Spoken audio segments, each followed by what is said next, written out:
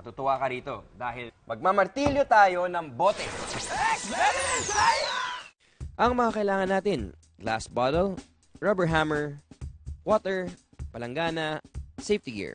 Una, mamartilyuhin ko ang bote na walang laman tubig. Tingin nyo, ano mangyayari? Mababasag! Okay, bote na walang tubig, martilyo.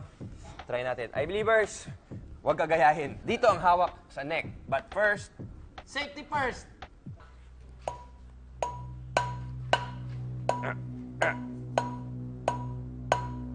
La! Hindi nabasag? La, Hindi nabasag! hindi nabasag. Next, try naman natin dito sa bote na may lamang tubig. Okay, pag minartilyo ka siya sa ibabaw tulad ng ginawa ko kanina, what do you think is gonna happen? Siyempre, malamang katulad sinabi niya, mababasag pa rin yan. Mababasag. O Oo. saan mababasag? Kung saan mo hinampas So, dito. na part. Atras ulit tayo. Hawakan ko dito sa may neck area. Parang sinasakal ko siya dyan.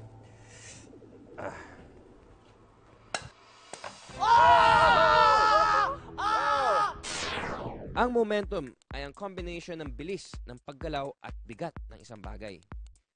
Ang air pressure naman ay ang weight o bigat ng atmosphere na tumutulak sa anumang bagay pababa. Ang boteng walang tubig ay may mababang air pressure sa loob at paligid nito. Nang pukpukin ito ng martilyo, hindi naapektuhan ng hangin dahil sa sobrang babang air pressure sa loob ng bote. Pero nang nilagyan ng tubig ang bote, nagkaroon ng air pressure sa ibabaw ng tubig.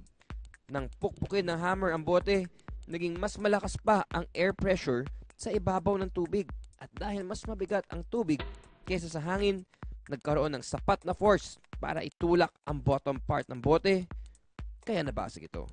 I believe